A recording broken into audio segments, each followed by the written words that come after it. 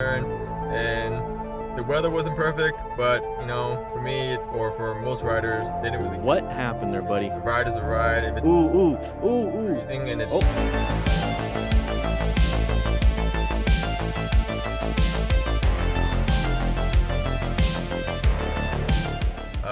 Whoa, okay, so everybody in class, we have a video. It's gonna be graphic material. Viewers discretion is advised. It sounds like he's doing his own after action review, so let's go ahead and watch. as you can see here in the video, I guess I was going too hot to the turn, and the weather wasn't perfect, but you know, for me or for most riders, they didn't really care. What happened there, buddy? A ride is a ride. If it's Ooh. freezing and it's There is his shin, his tib fib. why not? So You see how when he this stepped, case, he I lost was going too hot to the turn, and I slid in stability. and I lost control of Eve, and I think he broke his tib fib. I hit the concrete divider, and it hurt. I went overboard, And it the hurt. funny thing is, I crashed right in between a church and the hospital I was admitted to. So you know, thank the Lord for saving my life. There you go. And, Best place to crash. I You see how went overboard to the he's guarding it? and as you can see, I got up as soon as possible, and immediately after I got, Oh, I his just, savior. you know, I felt something loose was in my leg, and I was like, no, Oh, his leg that is can't be right. broken bone. Cannot be right. I was just hoping that I could just get back on my bike and maybe just a little, you know, things or Nope, reality just set in for him just right get there. back home and forget this ever happened. But nope, it was a lot serious. I broke my leg. I fractured somewhere in my back. Oh, I get to the hospital here. broke his back. But I get to the hospital. A little bit of blood, not too bad. I was nicknamed the funniest trauma patient just because I was, you know, I was nonstop talking. Did he just give himself a You know, nickname? Trying to get conversation with all the people that passes by me, literally passes by me. Like, hey, how you doing? Not everybody's gonna stop. That's Nice to fine. meet you. Maybe not in this case, but yeah.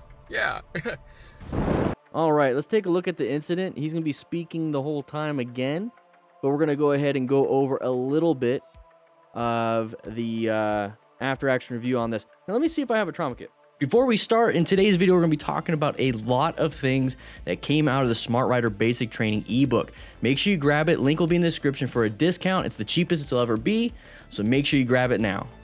All right. So we're going to go over what happened here. This is a typical issue in town of a cornering incident.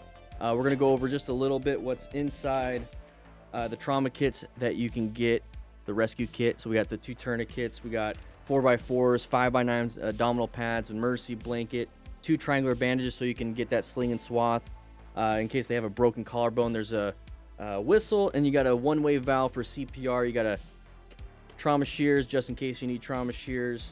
Like I said, 2 tourniquets, 4 roll gauze, and then a medium and XL glove. But always put some extra gloves in there that fit your hand.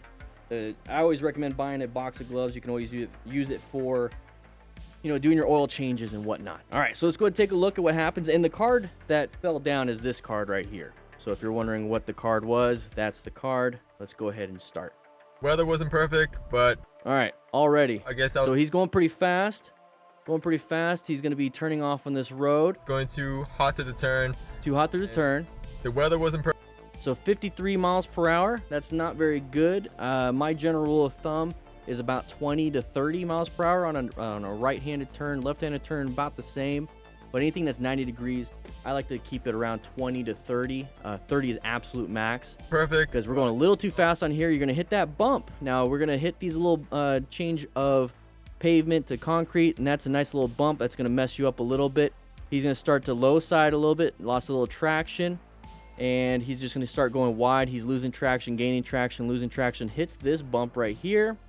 Okay, so far no injuries. Now we start to do a little bit of a high side. We're just going all over the place. We're slamming the brakes. We're jerking everything. The throttle's getting pushed everywhere. Now on the left side of his body is what's going to do the first impact. It's going to go. This thing's going to go up and over. And where do you think that leg is? Do you think the leg is just kind of sitting out a little bit? No, the leg is in between the barrier and the bike, getting smashed right now. So no wonder he broke his leg. And he's going to go up and over. It automatically just kind of stopped. See how the leg just kind of goes down? So we broke that tib fib. His shoes flew off. This is why you wear boots. I like to wear, I have my Icon 1000 Elsinore boots. I like them because they're mid-shin. So hopefully that will negate some of that stuff.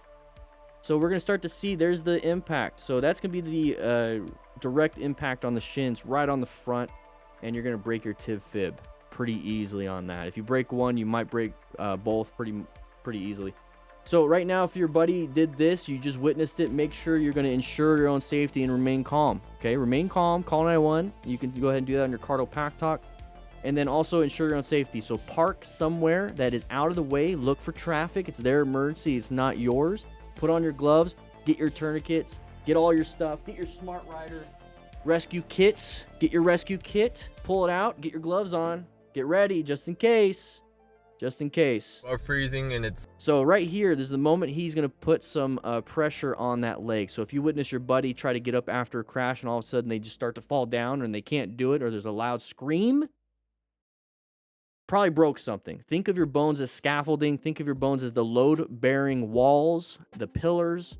And if you break a pillar, the whole thing's going to come down. Okay, the muscles are not going to stay there. The bones give your body structure. Okay, so right here, let's go ahead and watch him kind of fall back down. Let's go back just a little bit. Wouldn't be right before he puts weight on it. Freezing and it's kind of dry. Boom. That thing snapped even more. Doesn't look straight. But that first weight on that leg, whoop, completely went down. Very painful. He's going to feel that. This case, bone is very sharp. That's what they used in the back of the day for all kinds of weapons. Lost control of Eve, and So we're going to sit here. Now remember, we are in the middle of the interstate, and we're in a dangerous position. You can easily get hit. So if your buddy is right here, you wait for it safe for you to get to him. Okay, don't run right at him because you're going to get hit. I hit the concrete divider. And notice how he didn't go very far? So all that impact went right into his leg. The thing is, I crashed right in. So we got this guy right here. I think he's the one that's going to be carrying everybody, or carrying him. He's very good. Admitted to. So, you know. Okay, maybe not. Maybe it's this guy right here. So this guy right here is going to be the one helping him across. Now, if you notice, as soon as you put the weight on it, he's going to collapse. Okay, like I said, it's the scaffolding. It's going to give you that structure. So anyways... so it's not very good. Now, this guy on the phone recognizes that this person's not going to make it all the way across as quickly as possible because we have cars coming. Now, he is calling 911, but at this point, you can tell somebody to call 911, and that's part of remain calm here, okay? Because you want to get emergency services on board. There it is. He handed off the phone. Very good. As you can see, let's go ahead and ensure my safety as the rescuer and ensure your safety as the victim. We're going to get you off the side of the road. Boom. Perfect. Okay? We're going to sit you down because we don't know exactly the extent of everything. It might be easier to set you down on your back from here than it is to just lay you down, because we're also concerned about spinal injuries. Whenever there is a motorcycle crash, there's a chance of spinal injuries. You have to assume a spinal or even a concussion injury. You just have to assume in a motorcycle crash, especially like this. If he just fell off from standing, maybe not. Oh, I felt something loose was in my leg, and I was... So he felt something loose was in his leg. Big indication something's broken. No, that can't be right. That cannot be right. I was just hoping that... So he doesn't look very comfortable. Like, and maybe just little, things... Does not look comfortable at all. So they're going to pick him up. And forget this ever happened. But nope, it was a lot serious. I broke my leg. He probably doesn't feel comfortable. His back probably hurts a little bit. So they're okay. Let's lay you down. Where my back? So I get to the hospital here. He's not in the video. And that was a pretty good maneuver. There's not much you could do in that situation. That's what I would probably do. So have somebody get the leg, somebody get the upper torso, sit them down, slowly lay them on their back so that they are supine. Now there is the bleeding. Okay, this kind of bleeding is more so a low venous bleeding, maybe even just a high capillary bleed. So a capillary bleed is going to just ooze out just a little bit. It's just going to keep oozing, just oozing. A venous bleed is going to be like if you accidentally cut your arm or anything like that, and you're just starting to get the blood coming down, and it's just like a nice one, like just one little bit of a drop, kind of like this, just like it's just dripping down, and it's just not going to be splurting out. Because when you splurt your blood, whether it's bright red or not, I don't want you really caring about that. What I care about is pressurized blood flow. Pressurized blood flow is going to be an arterial bleed. So if it's just shooting out like it's on a heartbeat, it's probably arterial. Actually, I'm going to tell you this right now. It is arterial. All right. So venous bleed is just going to ooze out consistently. It could be a lot coming out. You could still die from a venous bleed. It doesn't have to be arterial, but more than likely it's going to be just an ooze like this. Okay. Capillary, don't worry too much about that. But remember, we need to stop the bleeding. So what do? Do we apply direct pressure? Do we apply a tourniquet? Do we pack the wound? Well, in this situation, if this is the only bleeding, I'm not really too concerned about it. What I would do is just apply some roll gauze. Let's get this out of the way. So I just apply some roll gauze like this. I'd put a 4x4, a couple 4x4s, maybe even a 5x9 on top. So what I would do is I would just put it right on the leg and then wrap it around. And then it'll just stop the bleeding that way. So in this situation, there's not much you could do other than stop that bleed. You can't splint him. You can't, do anything when it comes to the broken bone. But what you can do is double check and make sure there is no spinal. You can ask him questions. You can get all the information ready for the police or fire that's going to show up on scene first, or any first responder. You can double check his breathing, keep an eye on his airway, and you can go ahead and do a rapid trauma assessment, check the rest of his body, because who knows?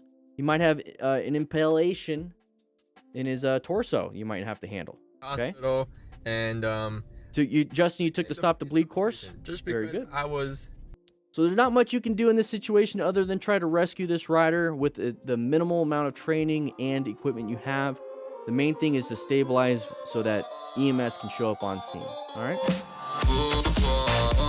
If you like today's video, make sure you click this video right here to keep watching more. But if you want to become a smart rider, click this and grab this Smart Rider Basic Training ebook. It's going to help you become a smart rider by planning your ride, rescuing other riders, knowing what patterns to look for, and so much more. Make sure you grab it.